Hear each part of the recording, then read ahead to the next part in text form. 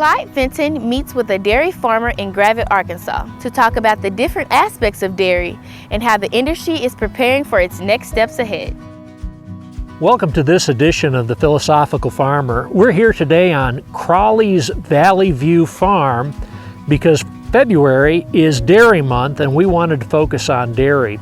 We're going to be talking with Jessica, who's grown up on this farm, and she is a fifth-generation dairy farmer, and just talk to her about some of her experiences here. But you know, dairy is a vital part of our agricultural life in this country.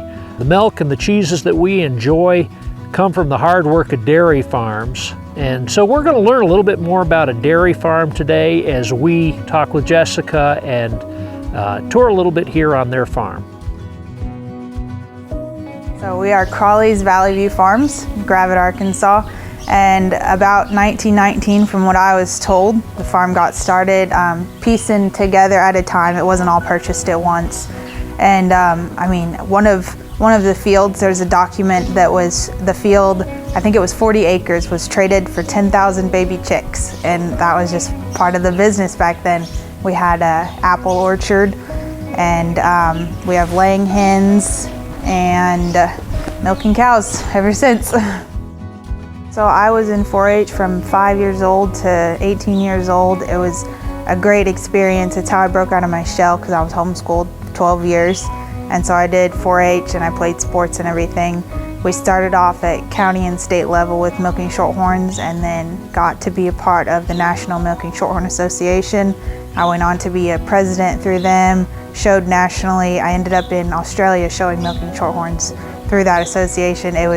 Couldn't have been better to me, and I had a great childhood, lots of traveling. Yeah, so 4-H ends at 18, 19, and then the National Association I can go till 21. And then after that, I'm just open show competing with the big dogs. And so yeah, this past show I was in Fort Worth, Texas. I took one heifer down there and we won the show. So ended up selling half of her, and she's going to be housed in Wisconsin now. Try and hit up some more national shows this year.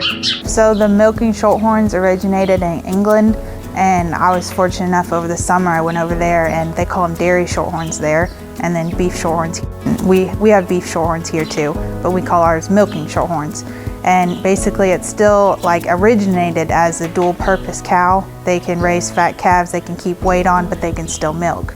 And so in the dairy industry nowadays, we're kind of heading the way of more dairy cows all around. And so they're not quite as dual purpose as they used to be, but definitely still hold weight better than the Holsteins. Not near as much maintenance to make sure they're staying healthy and stuff. And my grandpa was one of the first ones to bring semen over from Australia and England and everything. And so we've shown them my whole life, and that's just the preferred breed. I love them. I think they're sweet. We're milking about 230 right now. We got up to 293 a few months ago. It's more than I certainly want to handle. It's a lot of work, and so we culled some and then just dried up some for being pregnant and everything. And so yeah, good number right now. We grow all of our own hay. We do Bermuda grass, sorghum sudan, and a baleage that we'll feed to the milk cows. Mixed grass hay, fescue and stuff. And then our primary feed to the milk cows is a sorghum pile right now. We pile it up, put a big tarp on top of it.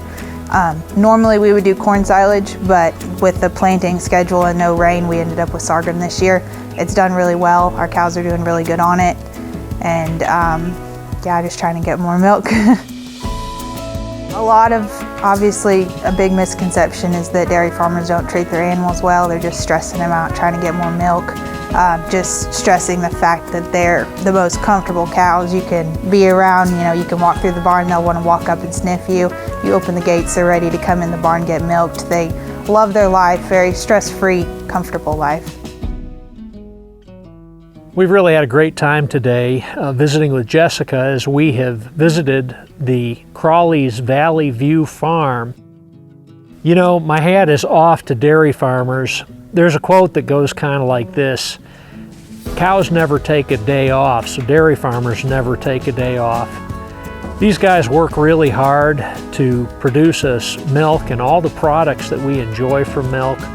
So when you think about dairy farming, just remember these guys are working hard to bring us a wonderful product that we enjoy every day, and it's something that makes life better for us in the foods that we eat. Thank you for tuning in today.